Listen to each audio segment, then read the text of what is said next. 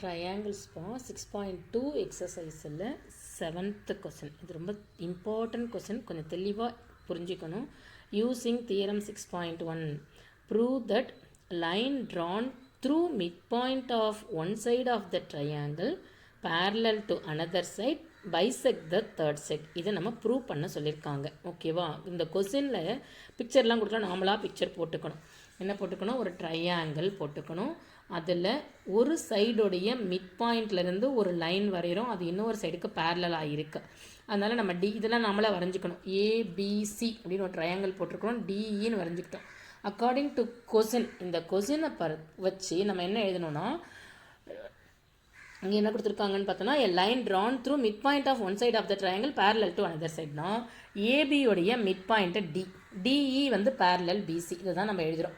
ஓகேவா? இந்த ட்ரையாங்கிள் ஏபிசியில் in triangle ABC D is the mid point of AB. இப்போ டி மிட் பாயிண்ட்டாக இருந்தால் இந்த மெஷர்மெண்ட் ஈக்குவலாக இருக்கும். மிட் பாயிண்ட்டாக இருந்தால் ஏடியும் பிடியும் ஈக்குவலாக இருக்கும். அதை இங்கேயே எழுதிக்கிறோம், ஏடி இஸ் ஈக்குவல் டு பிடி. அப்புறம் இந்த டிஇ வந்து பிசிக்கு பேரலல். இது ரெண்டு தான் இம்பார்ட்டன்ட். இது ரெண்டு தான் கிவனில் கொடுத்துருக்காங்க. D is the mid point of AB, DE parallel BC. இப்படி இருந்துச்சுன்னா இந்த டிஇ வந்து ஏசியை பைசெக்ட் பண்ணுதுன்னு சொல்லியிருக்காங்க. ஸோ பிசியை எப்படி பைசெக்ட் பண்ணுதுன்னா, இ வந்து மிட் பாயிண்ட்டாக இருக்கணும், இல்லைனா ஏஇ இஸ் ஈக்குவல் டு ஈசின்னு ப்ரூவ் பண்ணணும். அது ரொம்ப ஈஸியாக ப்ரூவ் பண்ணிடலாம். இன் ட்ரையாங்கிள், இப்போ அவங்களே கொடுத்துட்டாங்கல்லம்மா, ஏபிசின்ற ட்ரையாங்கிள் டிஇ வந்து பேரலாக இருக்குன்னு சொன்னாலே, இந்த டிஇ பிசிக்கு பேரலாக இருந்தால் பிபிடி படி பேசிக் ப்ரொபோசல் தெரிப்பது இந்த ratio AD by BD is equal to AE by ஈசியாக இருக்கும். அதை அப்படியே எழுதிக்கிறோம். AD by BD is equal to AE by ஈசின்னு எழுதிக்கிறோம் பிபிடி படி.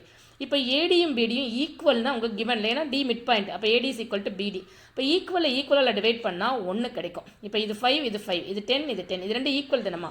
அப்போது ஏடியும் பிடியும் ஈக்குவலாக இருந்தால் ஒரு ஈக்குவல் நம்பரை ஒரு நம்பரில் டிவைட் பண்ணால் நமக்கு 1 தான் கிடைக்கும். அதனால் AD by BD is equal to 1. இப்போ ஏடி நமக்கு என்ன தெரியும் பிபிடி படி? AD by BD is equal to AE by EC. ஓகேவா? இப்போ இந்த ஏடி பை பிடி எவ்வளோ அப்படின்னா 1 போட்டாலும் அந்த ஏடி பை பிடிக்கு பதில் 1 சப்ஸ்டியூட் பண்ணிக்கிட்டோம் அப்படின்னா ஏஇ பை ஈசி. இந்த ஈசி இங்கே வந்துருச்சுன்னா என்னவாயிடும்? டினாமினேட்டர்ல இருந்து இங்கே நியூமரேட்டராக வந்துடும். அதனால் EC is equal to AE. இப்போ நமக்கு ஈசியும் ஏயும் ஈக்குவல்னா என்னவாக இருக்கும்? மிட் பாயிண்ட் ஆஃப் ஏசியாக இருக்கும். அவ்வளோதான், சம் முடிஞ்சிச்சு. ரொம்ப சிம்பிள்ப்பா. ஸோ இது அப்படியே எழுதிக்கிட்டு வெறுமனே என்ன சொன்ன போதும், இந்த டிஇ இதுக்கு பேரலாக இருந்துச்சுன்னு சொன்னாலே இந்த ரேஷியோ ஈக்குவலாக இருக்கும். இது மிட் பாயிண்ட்டாக இருக்கிறதால ஏடி பை பிடி வந்து 1, இது ஏடி பை பிடி 1 இருக்கிறதால AE by EC is equal to 1. அப்போ ஈசி இங்கே வந்தால் ஈக்குவலாக ஆகிடும். ஓகேவா? ஏஇ இஸ் ஈக்குவல் டு ஈசின்னு கிடச்சிடும். இவ்வளோ சிம்பிள் தான்.